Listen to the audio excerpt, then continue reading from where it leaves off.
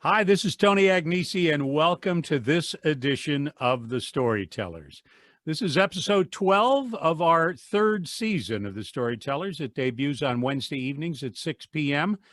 on the Fiat Ministry Network, and then is played later that evening on the Patchwork Heart Ministry Network and on my YouTube page at Tony Agnesi. The radio program is produced for its third year now on the Living Bread Radio Network and airs on the Living Bread Radio Network stations.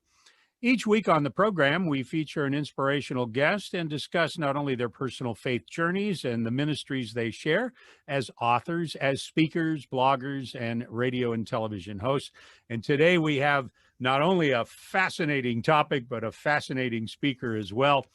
Jim Bertrand is a certified presenter of the American Confraternity of the Holy Shroud. And we're going to be talking about the Shroud of Turin. He has done literally hundreds of talks in 17 or 18 different dioceses on the Shroud of Turin. And for those people who find that subject, as I do, fascinating, you're going to enjoy this half hour. Jim, welcome to the program. It's great to have you on the Storytellers. Well, good day to you too, Tony, and thank you for that kind introduction.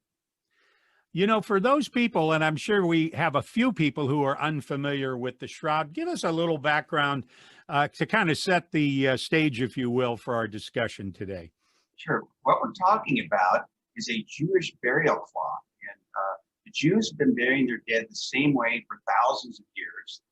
They place them in a single cloth, sometimes linen, usually linen, sometimes cotton, or sometimes even other material. But it's placed lengthwise so that the one end is at the feet, the other end is wrapped around the head, and then they put a single strip usually and wrap it. They see a 15-foot long piece of cloth to tie it off at the neck, a couple times around the body, and tie it at the feet so that the linen stays on the body. And the Shroud of Turin is the dimensions that would fit such an item, and it has an image of a crucified man on it. It's 8 cubits by 2 cubits, which is exactly 14 feet 3 inches by 3 feet 7 inches. And there's a very, very faint superficial image, which we can't explain, of a man who's been crucified and scourged with a lance wound and blood stains around the head from a cap of thorns. And the tradition has passed down through the centuries that this was the burial cloth of Christ, that this was indeed the cloth what John and Peter saw when they looked into the tomb on Easter morning and saw and believed. So the thing we're talking about is called the Shroud of Turin. It didn't come to Turin until 1578. Before that time, it was known as the image not made by human hands, or the sacred burial syndone of Christ. So that gives you an idea of what we're talking about. Yeah, a lot of people might wonder, and I'm sure the question comes up often. You probably have had it asked a number of times. Okay, well then, how did it get from the burial spot of Jesus? What kind of a journey did it have to go through to finally end up in that 14th century in the town of Turin, Italy? Sure. Well, that's a fascinating question, and that where has it gone over the centuries? From about the year 1355 till the present, its presence is very well documented. In 1355, it was up in Lille, France. It was played for some 40,000 people. And later on, it was transferred to the House of Savoy in 1453. And that dynasty began in the 10th century and lasted to the 20th century. And then later, it crossed from France into Italy in 1578 and it restored the Turin Cathedral, the Cathedral of St. John the Baptist. And that's where it has been ever since. Now, before that time, we just pick it up on Easter morning. Okay, Peter and John looked in and saw and believed. We don't have a nice, accurate record of, gee, where was it day by day for the next, 13 centuries or so. But that makes sense because you wouldn't expect it to be well advertised. If its whereabouts had been advertised, it certainly would have been confiscated and destroyed. But we do have reference to a document that St. Jerome saw. St. Jerome translated the Bible into the Latin Vulgates in the 4th century. He held in his hand a parchment that explained how Peter brought with it, the high priest brought with him the sacred burial linen of our Lord to Antioch. We know from the Acts of the Apostles, there was a persecution in Jerusalem in 44 AD. And the apostles spread out. Peter went to Antioch. It's believed he took it with him, and that it stayed there for about 5 centuries. And then in 540, Antioch was attacked. By the way, Antioch is a very important city. That's where St. Luke was from. He wrote the Acts of the Apostles and the Gospel of Luke, a very important Christian community. And in 540, it was attacked by the Persians. And shortly after that, it appears in central Turkey, in a place called Anatolia, the city called Cameliana. And in 570, and by about this time is when we get the first picture that seems to match up very well with the shroud. If you think of icons, the Russian icons and icons from the Catholic Church, most people would recognize that picture. I show you a small one here for our YouTube audience. It looks like, okay, that. There we go. People on the radio, you're just going to have to imagine that. Sorry about that. And this picture matches up with over 150 points of congruence from the shroud. The only difference is in this picture, the eyes are open. On the shroud, the eyes are closed. Well, in 574, the emperor of Constantinople had the shroud brought to Constantinople, and it stayed there until the year 1204, the Fourth Crusades. Now, there's another theory that said that it passed from Jerusalem to Edessa, and that was very commonly read about in the news. It was proposed by Ian Wilson back in the 1970s, but in light of more recent scholarship from Dr. Jack Marquardt, it seems to be leaning more toward Antioch than Edessa, but that's an open question. There are 5 or 6 areas of the shroud that are open on that. Well, basically, long story short, in 1204 was the sack of Constantinople, and that is where the shroud disappears for 150 years. It's called the missing years until it turns up in Berry, France in 1255. So in Shroud International conferences today, when papers are presented, those are the 2 areas that are talked about. One is its history, especially the missing years. And secondly, how was the image formed? Because it's such a mysterious image that we cannot duplicate. There's no paint or pigment on it. There's no stuff to make the image. It's just there somehow in a very superficial way. Yeah, that you're walking right into my next question. And is how could this be formed? Is it sweat? Is it there's nothing there that would cause this image that is discernible from just looking at it. What are some of the theories that have been laid out over the course of the years? Well, there have been 10 that have been published in scientific literature over the last century. We could divide those into 3 categories. The first category was, could this be a natural process? Like if the body just lays in a cloth, will this just happen naturally? And those have been ruled out because of some problems. Like you mentioned, the sweaty face. If it was simply sweat going from the face onto the cloth, remember the body's 3-dimensional, and you would have a wraparound distortion because from ear to ear, it's about a foot, and that face would be a foot wide if it was just wrapped. So the image was not formed by direct contact with sweat. So you know it's not a natural process. And there's been some experiments to verify that. The second category, there have been 6 theories about artist theories. Was it a hot statue they placed this on? Again, you got the wraparound distortion problem.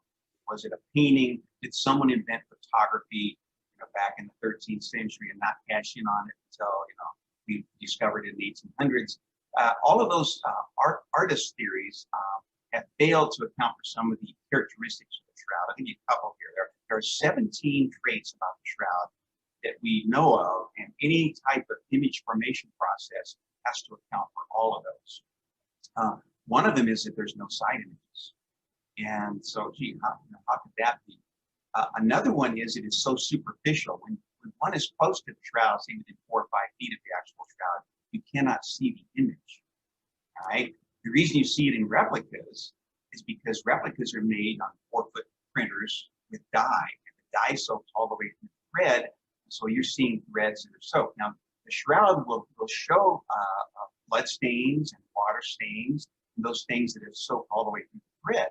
But the image itself is on the very uppermost portion. To give you an idea how small this is, if you think of right now on your shirt, there's probably a button, and if you look at one of those threads, that's how fine the shroud is. It's 1/3 of a millimeter thick. Okay, tinier than a paperclip. It's extremely fine. And that one thread is made up of anywhere from 70 to 120 microfibers. Now, under the microscope, if we look for the image-bearing threads, we find that this yellowing effect only penetrates about 2/10 of 1 micron. And to give you an idea of that, there are 1,000 microns in a millimeter. In a A millimeter. millimeter is about the size of a paperclip. Imagine 1,000th of that thickness, right? And then 2/10 of that. It's called superficiality. And this is simply that one of the traits that all of the artist theories have failed to account for, as well as many other traits that they can't account for as well. Another one, the other third category is what we would call a radiation event. We call that the resurrection, if you will. Was there some type of radiant event in which energy burst from the body and somehow put this image on there superficially, whether it was photons of light or electrons from a coronal discharge or photons in a type of, or neutrons from a neutron flux. The most popular of these theories, that the one that explains all 17 traits, in fact, the only theory that can explain all 17 traits of the shroud, is what's called the fall-through hypothesis, proposed by Dr. John Jackson in 1989, and it does satisfy all of those main traits on the shroud. Basically, imagine if there was a burst of light coming from the body, and in one instant, this huge surge of energy, and the body simultaneously becomes mechanically transparent, and the cloth would collapse through the body, pulling out at the sides as it goes. Imagine where the nose is in contact with the cloth. Okay, coming down from the top down, it pulls out and it collapses through this body in the plane of gravity. And this would account for what we see on the shroud of the face with no side images and no distortions, no wraparound distortions. And there's something else that's very peculiar in that in those points of the body that were most in intimate contact with the cloth, they show a darker yellowing. And the parts that are further away, say, for example, the eyes, they're a couple millimeters away from the cloth at the instant of image formation, they're darker. And there is a direct proportional correlation between the cloth to the body distance at the moment of image formation. So when you see a picture of the shroud in a photographic negative, you see much more of the details, but there's a direct correlation there. And it even shows that one of the cheeks was swollen. I don't know if for your Zoom, for your people watching on YouTube here, on the two cheeks there, one of those cheeks has been examined by the forensic pathologist from Los Angeles County. And the cheek is swollen because it's lighter in color on the photographic negative. It's darker on the shroud. And so that cheek indicates that it was tighter up against the cloth because it was swollen. And so the face is asymmetrical. And interestingly, the face on the pantocrator icon, that icon made in 550 AD, is also asymmetrical, showing that. And there's a portion of the beard that is missing, all right? And if you think of Isaiah 50, he said, I gave my back to those who beat me. You see the scourge marks. My cheeks to those who pulled my beard. Part of the beard is missing. And my face I did not shield from buffets. Those elements of Isaiah chapter 50 are physically manifested on the Shroud of Turin. The other question, and I know when you hear about the shroud in modern times here, it generally surrounds some question of carbon dating and trying to pinpoint, Jim, is this old enough to go back to Christ and so forth? I know there were some people that thought it might be, old, but not that old. Tell us a little bit about the carbon dating research that's been done on the shroud here in modern times. Right. Well, carbon dating has been used for a few decades now, and it's been used in the scientific world because you basically look at the ratio between carbon-12 and carbon-14, and that gives you an idea of the age. So it's still used today. However, there is a problem with contamination. Other contaminants, if other carbon gets into it, and that throws off that ratio of carbon-12 to 14. And more carbon-14 makes it look younger than it actually is. And this happens in about 20% carbon dating test. One out of every five is thrown out. And so contamination is a very real problem.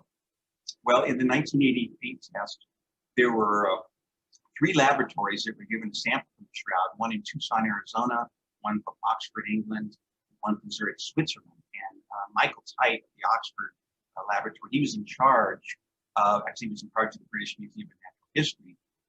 He was in charge of overseeing the test. There were 15 protocols that had been agreed on in the months and years before this test. And all 15 were violated in that test. They were supposed to take samples from 3 different sites on the shroud. And instead it came from just one site in the lower right-hand corner by the right foot, which was where it was normally held. It was held by people to display. It was later to determine that the most contaminated, worst possible location that could have been chosen. And that was the only site that was chosen. And it's darkened because of handling, not because of a fire or anything like that.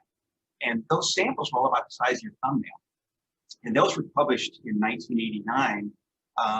I won't go through the 15 protocols that were violated, but there was the information leaked out. There was data sharing between the labs that were supposed to be confidential, that they were talking about this kind of thing. Anyway, when that came out in 1989, it indicated that carbon dating, say, about 1325, plus or minus 65 years. And so that made headlines, of course, the shroud is a hoax and so forth.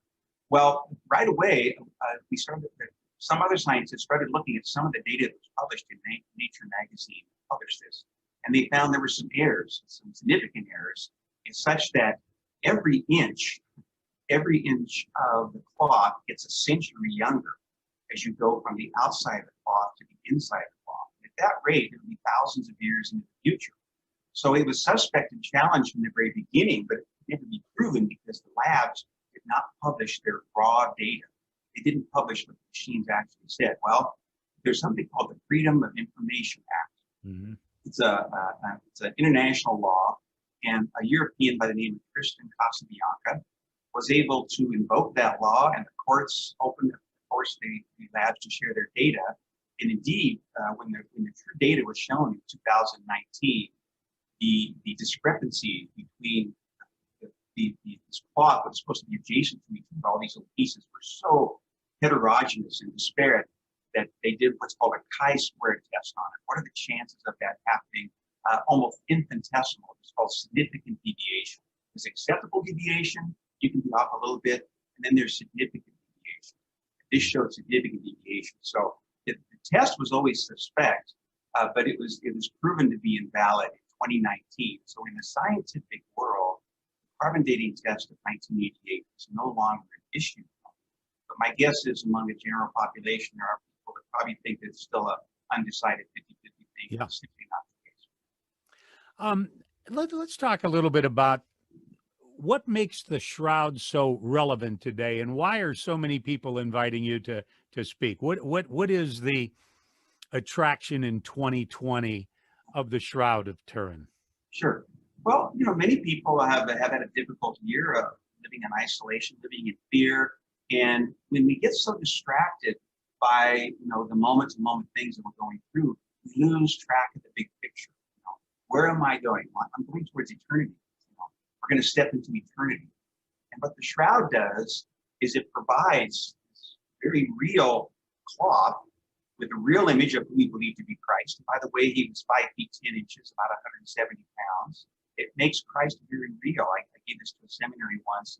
Seminarians came up, and of course, all of them believe in the real presence, of course, but to see the man on the shroud, and that it was real blood, and all of those things that go along with that, it just reinforces for them, the resurrection of Christ. And this image, we believe, the tomb was empty. Why? We believe that Christ rose from the dead. So the shroud is a sign of hope. And when we see the image on the shroud, we consider the reality of the resurrection, because you see, our faith rests on the reality of the resurrection and not on the authenticity of the shroud. Okay? But the fact that the two may both complement each other should be all the more reason to give us hope that, sure, we may be going through tough times now, but in the end, we're going to step into eternity and hopefully be in eternity united with God. So there's a great sign of hope. Jim Bertrand is my guest. Jim, what's fascinating to me, tell us a little bit about your background, preparing you to do the work you do with speaking and touring with the Shroud, the subject of the Shroud. But how has it affected your own personal faith journey with all the knowledge you've gained on the Shroud? Has that had a personal effect on your faith journey? Yeah, you got a few questions there, the background and then the effect on me. I would say that the majesty of this space and the fact that after studying it for some 30 years, seeing that a natural process is ruled out, it just doesn't happen on its own. You can see more of these. And secondly, all of the artist theories that fail to account for all of these unique characteristics. There's 3D information on the Shroud as well. I haven't got time to go through 17 grades. So if you rule out an artist's drawing, if you rule out a natural process, what's left? What's left is a supernatural event of the resurrection, perhaps caused by a burst of light, a rise in Christ. And if you think about that, we all are familiar with, I talked about the mechanically transparent body. If there was a burst of light coming from the body and it collapses through this mechanically transparent body, think how Jesus appeared to the apostles on Easter night. They're locked in the upper room, right? And he comes among them. How could that be? Well, if he had a resurrected body, it was a transparent body, no longer subject to the laws of nature, and so the door presented no obstacle for him. So then, okay, so we accept on faith that he appeared to the apostles on Easter night, then the question becomes, when did that moment begin that his body acquired this unique ability? Well, if it occurred at the instant of the resurrection, then this would account for a vertically aligned 3D image with no side images for the entire body. From head to foot, there's no side images in a very, very superficial way. To give you an idea of how much energy we're talking about, several physicists have written on this and published papers. It would require every laser on Earth to be concentrated on this cloth for 40 nanoseconds, which is 40 billionths of 1 second. So it's an instant that is just so minute that we can't imagine someone trying to pull that off. And so all of that light and all of that brief period of time would somehow perhaps dehydrate the fibers and cause them to yellow to leave this image of 2/10 speed. So the effect on me is that I believe in the resurrection with or without the Shroud. But with the Shroud, I think maybe God has given it to us for a reason to strengthen our faith and certainly give us a reason for hope. My background, Tony, I've been teaching high school science for 39 years. I've taught biology for 32 years at the high school level, and I taught physics and chemistry the last 7 years. So that's where I'm coming from on that. And back in 1981 is when I first got interested in the Shroud. There was National Geographic magazine presented this article on Dr. Jackson's research. In 1978, there were 33 scientists he led, and they studied the Shroud for 120 consecutive hours around the clock. There was always several scientists working on it. To this day, that remains the most comprehensive, factual survey we've ever done on the Shroud. And they were trying to answer the question, how was the image formed? After 3 years of publishing their data, they could not answer that question, but they did determine these 3 facts. Number 1 is that it is not a painting. Number 2, there's no paint, there's no pigments or dyes, it's not the work of an artist. And number 3, there's no physical means that can account for the totality of this image. And so that kind of hooked me in terms of, wow, how else to explain this? This could be a real thing. And so studying it for years, in 1996, I invited Dr. John Jackson to come speak in my parish. And so he went from Colorado Springs to Lincoln, Nebraska, and he gave a presentation at the St. Peter Parish. We became friends, we hosted him, and we stayed in touch over the years. And he has about more than 4 decades of research that's been combined into a book called The Shroud of Turin, Critical Summary. And this book was basically assembled and edited by an engineer named Robert Seeker, a very good friend of mine. And they invited me to come to the Turin Shroud Conference in St. Louis, Missouri, an international conference in 2014. And at the end of seeing all of those 42 papers presented by scientists, they asked me, could you take this book, it's 134 pages, and could you put it into a PowerPoint that we can share with people? And I agreed to that, and I started working on that November of 2014, actually October of 2014. I've been doing it ever since. And I have to tell you, Tony, that the foundation of this is really prayer. My first 7 presentations were to religious communities. And as I shared this PowerPoint with them, the nuns and sisters, I asked them to pray for me on Fridays. So they prayed for me on Fridays. And that's kind of the foundation that's lifted me up and opened doors in other venues, high schools, universities, college settings. I've given them in men's and women's prisons, lunch groups, just you name it, and all kinds of people. The Shroud appeals to everyone. It really does. We're almost out of time, and I wanted to give you an opportunity here before we run out of time of how if somebody who is watching or listening wants to make get you to make a presentation in their state or their parish or for their organization, how do they get in touch with you? Sure. Well, I don't have a personal website, but I can give you my email, and that's usually the way it works. They send me an email, and they invite me out, and I come out and give the presentation. And I don't make a dime from this, Tony. I've been doing this for years. I don't make any money at all. Ask people to cover my travel, and I come sometimes stay in post homes. And then if they want to make a donation to the confraternity, they may. But whatever amount they're comfortable with, we're comfortable with. That email address is bsaints2@gmail.com. BESAINTS2@gmail.com. And they can reach me there for information. Jim, thank you so much for being with us. This has been a fascinating half hour, and I really enjoyed it. That's our show for today. My thanks to Jim Bertrand and the fascinating subject of the Shroud of Turin for being with us today. The program premieres at 6 p.m. on Wednesday evenings at the Fiat Ministry Network, later at Patchwork Heart Ministries, and on my YouTube page at Tony Agnesi. The radio program is produced by the Living Bread Radio Network, and it airs Sunday at 4 p.m. on the Living Bread Radio Network stations. And at 4:30, it'll be on the StorytellersRadio.com, and later that week on the Catholic podcasting site, breadboxmedia.com. It's available where all your podcasts are, or you can get it at Spotify and Google+, Apple, and so forth. That's our show for today. I'll see you again next week with another episode of The Storytellers. This is Tony Agnesi. God bless you.